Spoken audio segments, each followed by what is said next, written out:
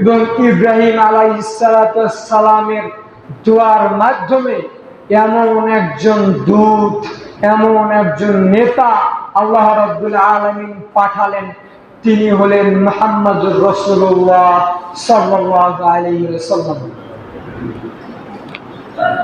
ইব্রাহিম আলাইহিস সালাম যখন পৃথিবীতে এসেছেন, তখন তিনি আল্লাহর কাছে দোয়া করেছেন, রব্বানা ওয়াবআস ফীহিম রাসূলাম মিনহুম ইয়াতলু আলাইহি আয়াতিকা ওয়া ইউআল্লিমুহুমুল কিতাব বিল হিকমা।